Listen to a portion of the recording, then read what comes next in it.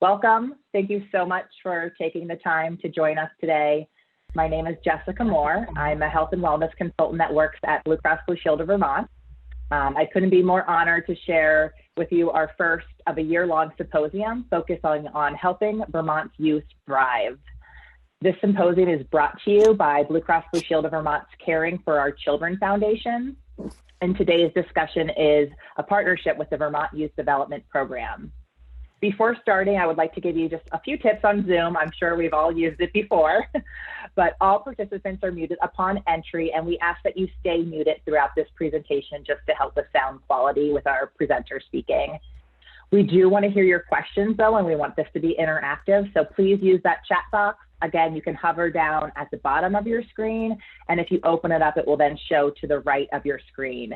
If there's any questions or comments that we can't get to during this presentation, we will follow up with you afterwards.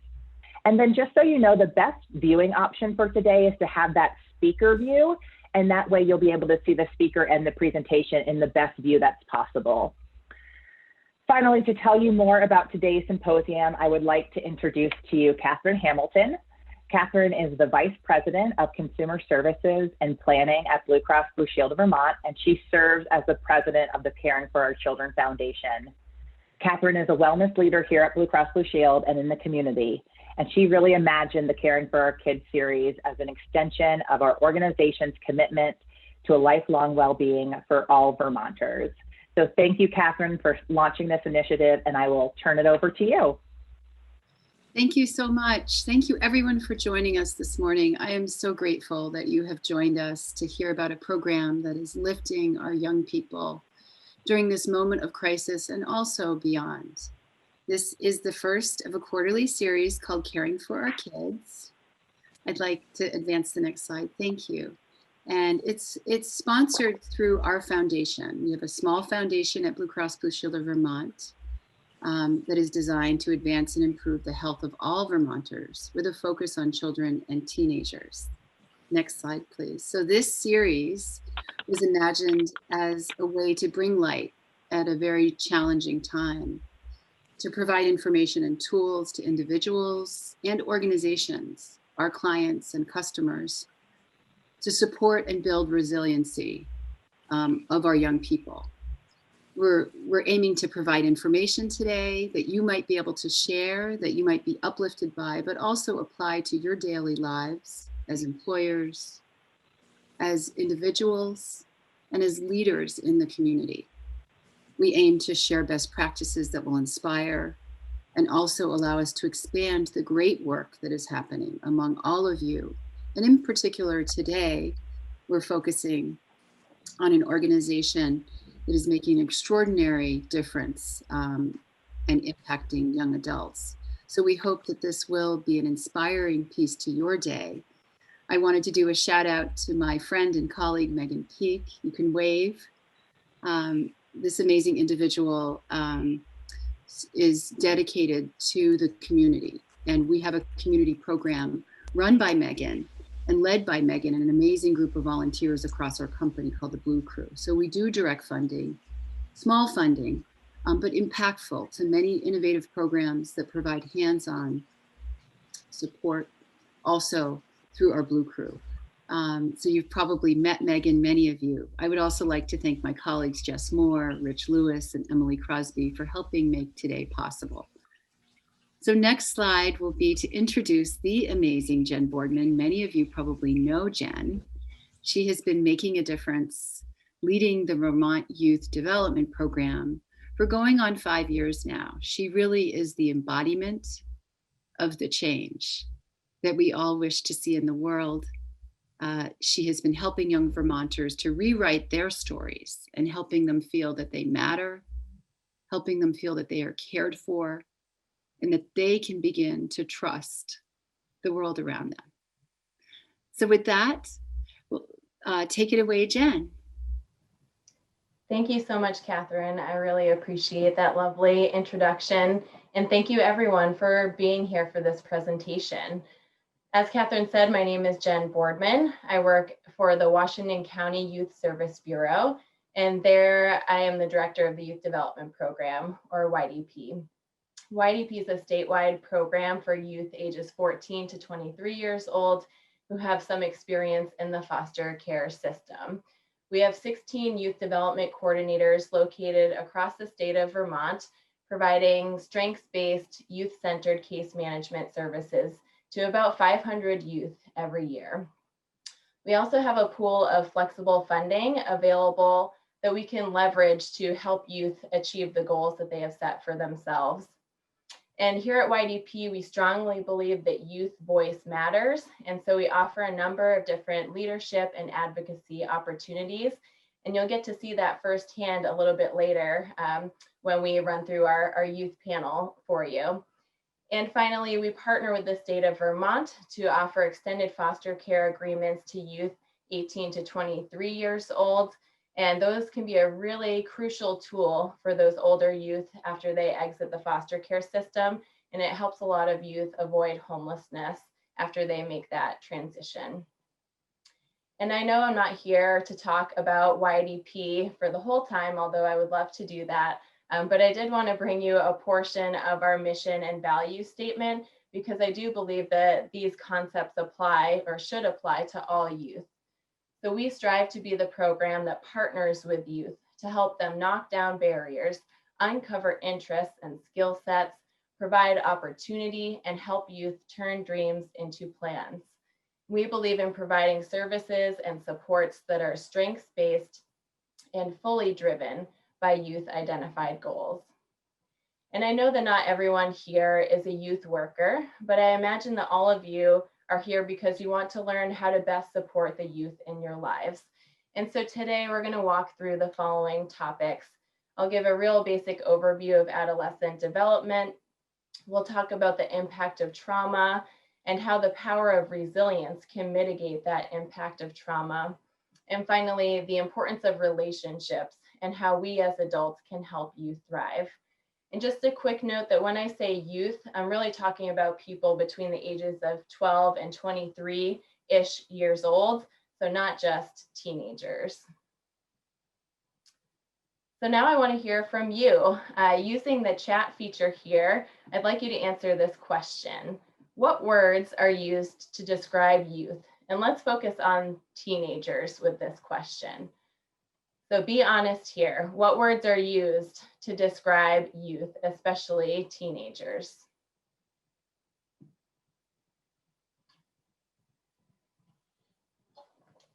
I see Jessica smiling, so I think she has some good answers here. Okay, emotional, dramatic, impulsive, moody, entitled, unpredictable, difficult, confused, entitled again. These are great. Inquisitive, I like that one. Challenging, angry. Deb has a lot to say. Social, emotional, roller coaster, sad, happy. Awesome. Thank you for sharing all of those examples. And I think so many of these words can be attributed to what is changing in the adolescent brain. And oftentimes when people think about this idea of describing adolescence, we often think about things like risk-taking, what we might see as defiance, or being overly emotional as the negative parts of adolescence. But they are normal parts. And the way we think about all of this can shape whether we consider youth scary, troubled, and reckless, or changing, growing, and even inspiring. I've got another question for you. What changes during adolescence? This could be physical changes, emotional changes, changes with relationships, or the way you think. And again, we're talking about those teenage years, really.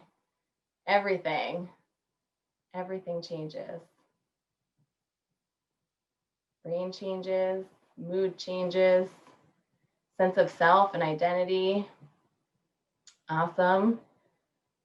Place in the world, trust.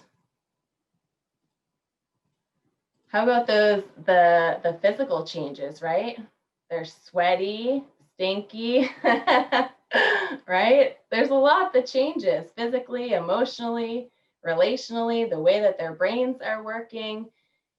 And so thank you for providing those examples. And the more we can understand these changes, the more thoughtful we can be in our relationships with youth. Plus, the more we know, the more we can teach youth directly. And these changes might be uncomfortable to talk about directly with youth. Trust me, I have a 12-year-old here at home, and I often torture her with all the details about what changes she can expect during adolescence. But it really is empowering for them to know what's happening in their bodies and in their brains that's making them feel and act in certain ways. So next we're going to dive into a really simplified presentation of what brain development looks like from birth through adolescence. And it's important to note that the brain develops from the bottom up and from the inside out. So this means that children develop their basic survival functions first, and then develop more and more complex functions as they move through adolescence. And it has to do with the parts of the brain that are developing and when. So starting with the brainstem, the part of the brainstem that regulates blood pressure, heart rate, body temperature, all those basic functions that keep us alive, that should already have been developed by the time we are born. The parts of the brainstem that regulate sleep, arousal, and appetite are developed throughout the first 18 months of life. And it's really essential for caretakers to meet these kinds of needs, because how these needs are met or not met impact how that child's brain is wired moving forward. And when I say wired, I mean how connections are formed from one brain cell or neuron to another. We know that the brain wires itself based on our experiences. And so neurons that fire together wire together. The more the brain fires in certain ways, the stronger these pathways become. Moving on to the limbic system, some primary functions of this part of the brain include controlling emotional reactivity, so how we react to stress and regulate our emotions. Attachment, how we form important relationships with our caregivers. And motor skills, how we move our bodies in a coordinated way. And these are really key milestones that should be developing between the ages of 2 and 5. And again, how caregivers help kids develop these skills impacts how the brain is wired. And lastly, let's talk about the cortex, or that outer layer of gray matter covering the brain. And the most important part for us to discuss is the prefrontal cortex in the front of the brain, which starts to develop as youth approach adulthood. And this part of the brain controls executive functions like abstract thinking, impulse control, long-term thinking, problem solving, goal setting, considering long-term consequences.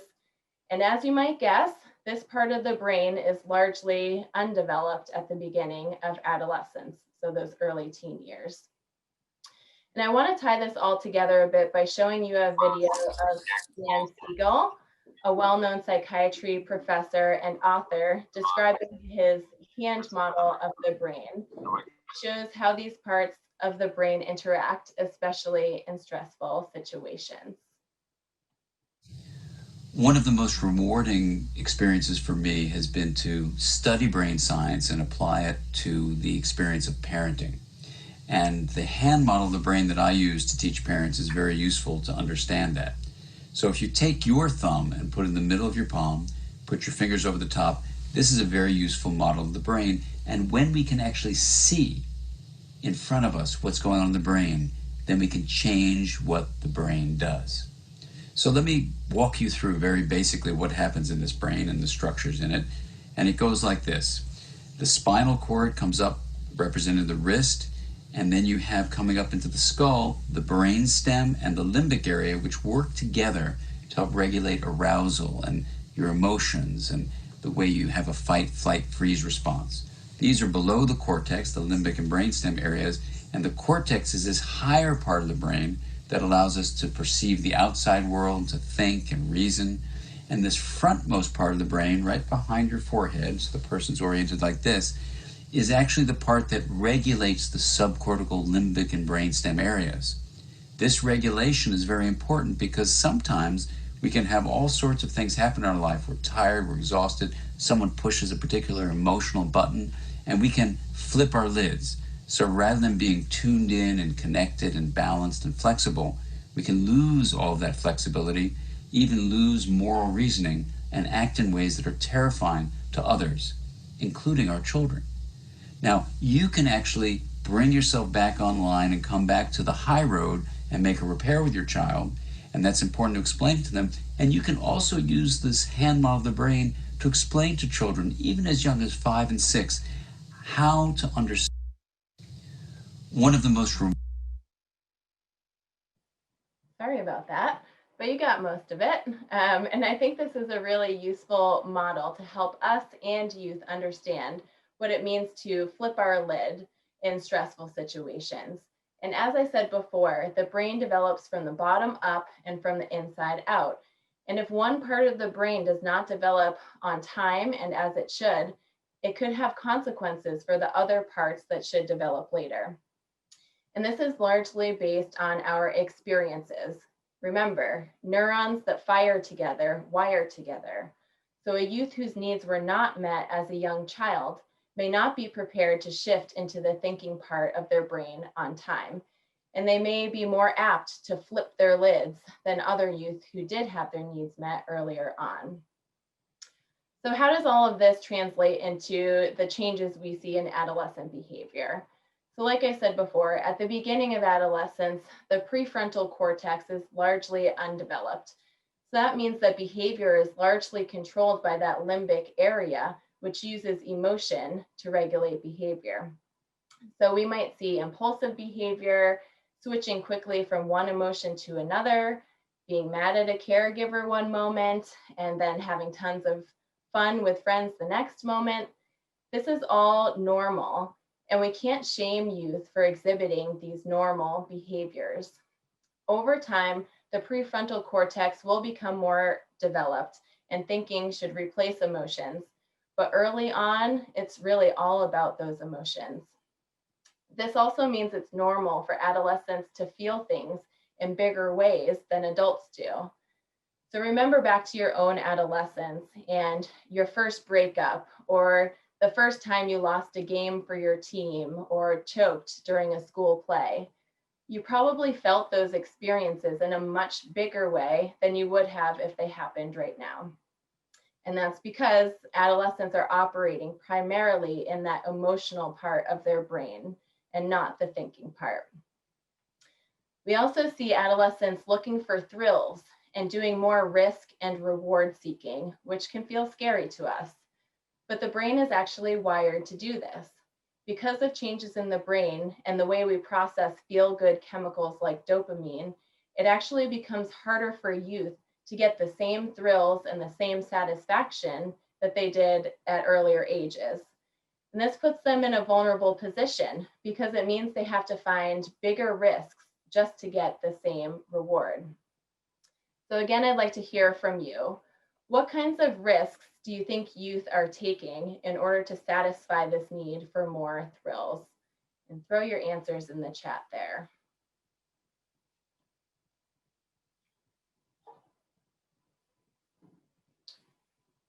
Relationships, drugs, partying, online relationships, yep, substances, drinking, having sex, social media, breaking rules, drugs and drinking.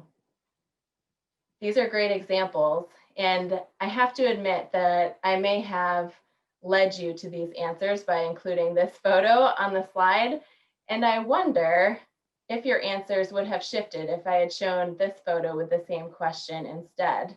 I think most of the examples that you provided, which I wanted you to provide in that way, were the kinds of risks that might put youth in danger or get them in trouble.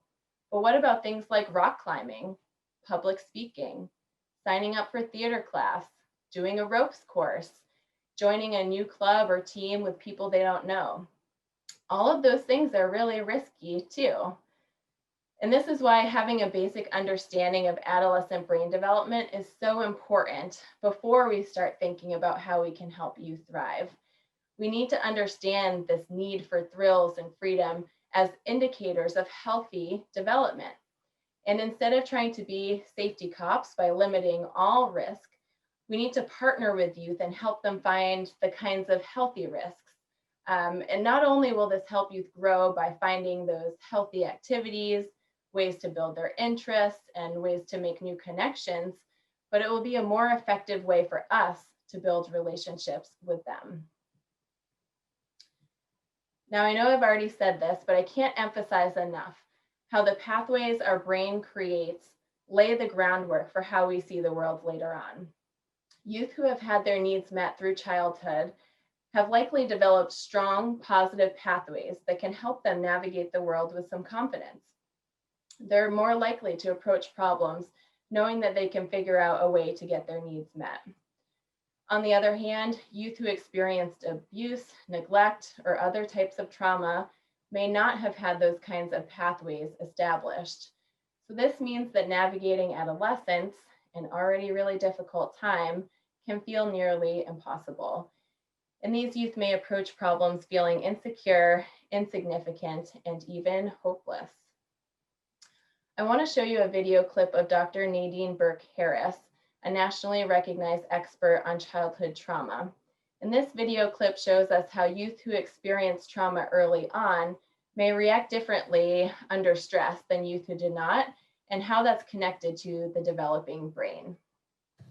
Well, imagine you're walking in the forest and you see a bear. Immediately, your hypothalamus sends a signal to your pituitary, which sends a signal to your adrenal gland that says, release stress hormones, adrenaline, cortisol. And so your heart starts to pound, your pupils dilate, your airways open up, and you are ready to either fight that bear or run from the bear. And that is wonderful if you're in a forest and there's a bear. But the problem is what happens when the bear comes home every night. And this system is activated over and over and over again. And it goes from being adaptive or life-saving to maladaptive or health-damaging.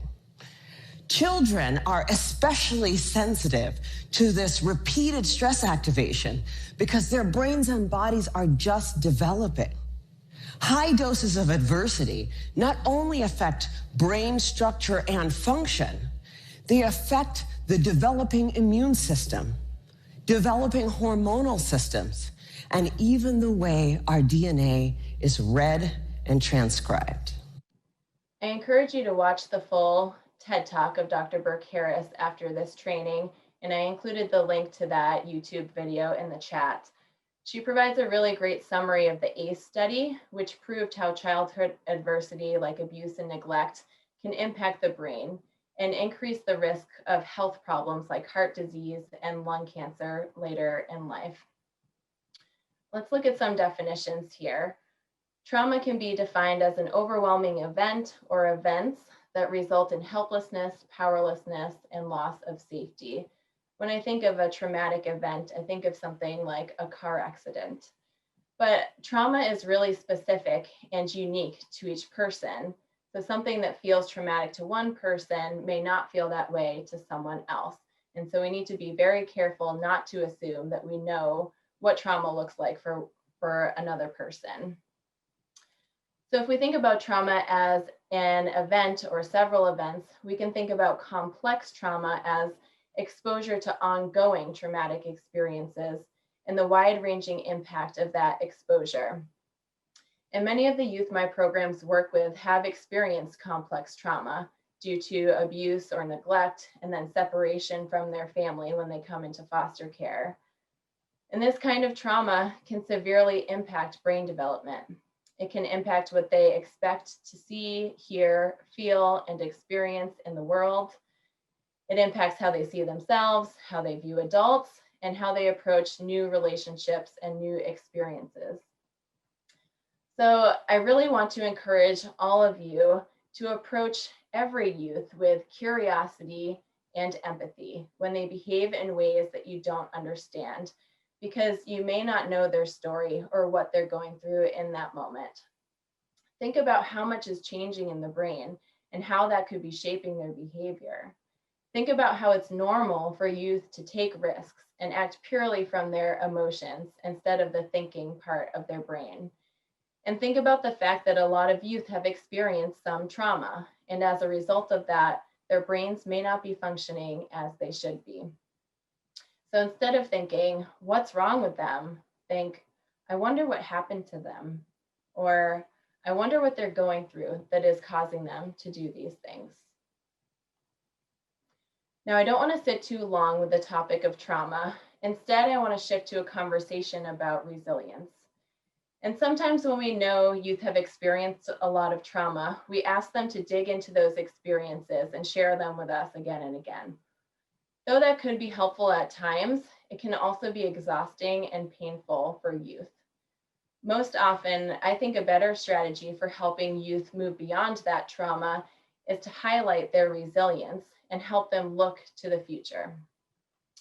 Resilience is the process of managing stress and functioning well, even when faced with adversity or trauma. And I'd like you to think about yourselves now. Think about a time when you, as a youth, showed resilience. We're going to break you out into small groups of 4, and you'll get 4 minutes to share your stories. So you might choose to have just 1 or 2 people share. Feel free to go only as deep as you feel comfortable, and let's all agree to keep what is discussed in these groups confidential, even if you do decide to keep things light. So think of a time when you, as a youth, showed resilience. And Jess will break you out now. All right, so I imagine that all the stories you talked about involved some kind of tough situation, because it takes tough situations to build resilience. And if someone has never experienced stress in their life, they won't have the same kind of resilience as others who have experienced stress and trauma. Adults can have a huge role in helping youth identify and build up their resilience. So how can we do that? So these are some qualities that we know resilient youth typically have, and I want to share some examples of how you might help youth build up these qualities. For supportive connections, we can encourage youth to participate in summer camps or sports teams, encouraging time with friends. Really, the key here is tapping into that individual youth's interests and using that knowledge to help them build connections in the way that makes sense for them. Positive sense of self. We can help youth identify their strengths and positive qualities by pointing them out, naming them. And many youth who have gone through trauma and are just struggling through adolescence, they're used to adults pointing out their flaws and their bad behavior. And we can be different by pointing out all the good stuff we see in them. And that can really change the way they see themselves. Emotional awareness. Modeling this can be really helpful for adolescents, especially those who haven't already developed this skill. So when we flip our lids, we need to name our emotions, call ourselves out, and do that in front of youth, and even apologize if it impacts the youth around us. We can also normalize a conversation about emotions, and that can be really helpful for youth who are never taught to name their emotions. Communication skills. We should provide youth with many opportunities to share their points of view, even if we don't agree with what they have to say. And the more we can set youth up in advocacy and leadership roles, the more they can hone these skills and be better equipped to get their needs met. And I think sometimes we feel that certain youth aren't ready for leadership roles, but I would encourage you to be flexible in that thinking. You'd be surprised at what youth can do in those kinds of roles, even if you feel like they're not ready to build those skills yet. Confidence in solving problems. We need to give youth opportunities to face challenges and not shame them when they fail. Instead, celebrate the small successes along the way and encourage them to try again. In order to build up the skill of asking for help, we need to encourage youth to advocate for themselves and celebrate that as a strength and not a weakness. And that's also something we can model to youth. And finally, a positive outlook for their future. This is something that I'm really proud that YDP does well. We need to help youth uncover their strengths, their skills, and their interests. And like I've already said, too often we focus on the negative things that youth are doing, especially youth who might be struggling. For example, a youth might be referred to YDP and say they're blowing out of school, fighting with teachers, their foster parents, using lots of drugs. Some might say the solution is to refer that youth to therapy and talk with them about things like consequences. And those could be helpful strategies in some cases, but I think what would be more beneficial would be to figure out what they're interested in, send them to summer camp, sign them up for dance lessons, pay for them to play on a sports team, send them to a concert with their friends and foster family. And that's not rewarding bad behavior. It's helping them build connections, uncover their interests and their skills, and look towards the future in a positive light instead of focusing on all the negatives in the present. And I really do believe that connecting youth to these kinds of enrichment opportunities is the best strategy we have for preventing adverse outcomes later on. So it's up to us to provide many opportunities for youth to build these skills so they can develop resilience. And we can't just offer one opportunity. We have to offer them again and again and again, because we know neurons that fire together wire together. In order to build strong neural pathways in the brain, we need to repeat these opportunities again and again. So let's move on to a conversation about the importance of relationships and how we as adults can help youth thrive.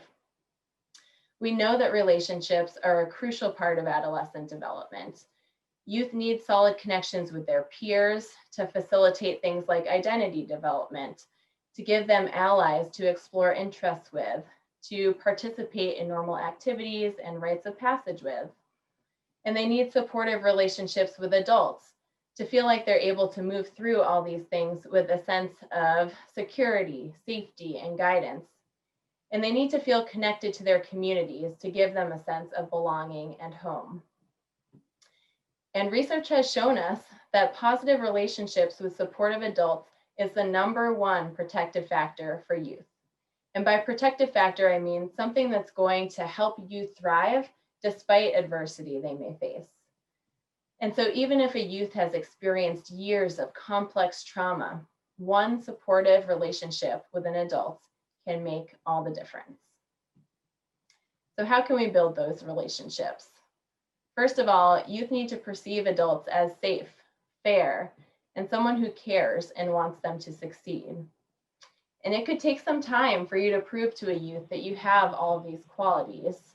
And so that relationship might take some time to build as well, especially for youth who have experienced trauma. Think of the youth that my program works with, youth with foster care experience. Many of these youth experienced abuse and neglect at the hands of the people who are supposed to keep them safe and were supposed to be the ones they could trust the most, their parents. Youth might think, if I couldn't even trust my own parents, how could I ever trust another adult? And in fact, opening up and trusting another adult right away would actually be a really risky thing to do because it would put them in danger of being hurt again. So many youth with these experiences give it months and even years before they start truly trusting other adults in their lives. And it's up to us adults to stick around and prove to youth that we can be trusted and we won't abandon them even when that youth tries to push us away, because they will. And most of the time when youth push us away, they're testing us to see if we will give up on them. So I was thinking about our YDP workers who build the strongest relationships with youth, and I came up with some examples of how they do this. They do things like show up to sports games and graduations, even though that's not part of their job description. They go with youth to get their driver's licenses and then take them out to eat afterwards to celebrate. They act as that youth's advocate who talks up their strengths at a meeting when everyone else is talking about that youth's bad behavior. They're the one adult that youth can call when the youth messes up or does something stupid, but the adult sticks with them and helps them through no matter what. These workers don't treat youth like they're hopeless. And none of this is rocket science, but it makes a world of difference to the youth we serve.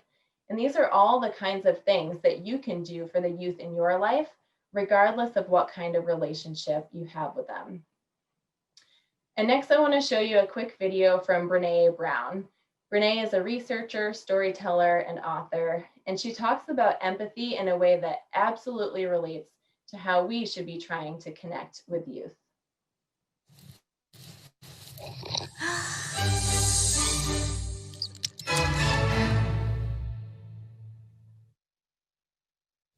So what is empathy, and why is it very different than sympathy?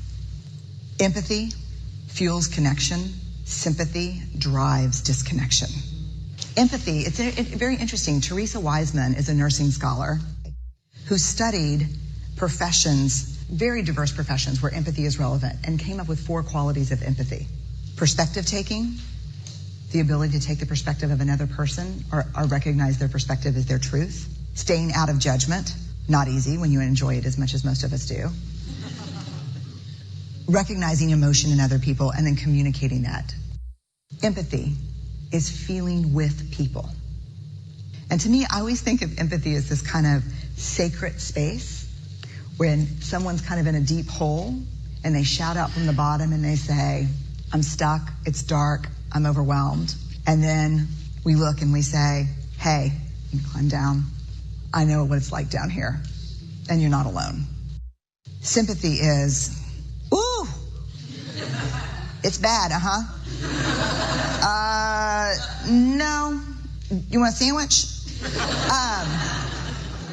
Empathy is a choice, and it's a vulnerable choice, because in order to connect with you, I have to connect with something in myself that knows that feeling. Rarely, if ever, does an empathic response begin with at least. Yeah. And we do it all the time. Because you know what? Someone just shared something with us that's incredibly painful, and we're trying to silver lining it. I don't think that's a verb, but I'm using it as one. We're trying to put the silver lining around it. So, I had a miscarriage. Oh, at least you know you can get pregnant. I think my marriage is falling apart. At least you have a marriage. John's getting kicked out of school. At least Sarah is an A student. But one of the things we do sometimes in the face of very difficult conversations is we try to make things better. If I share something with you that's very difficult, I'd rather you say, I don't even know what to say right now, I'm just so glad you told me. Because the truth is, rarely can a response make something better. What makes something better is connection. So I think what that video captures is that we really need to stand beside youth and try to understand what they're going through.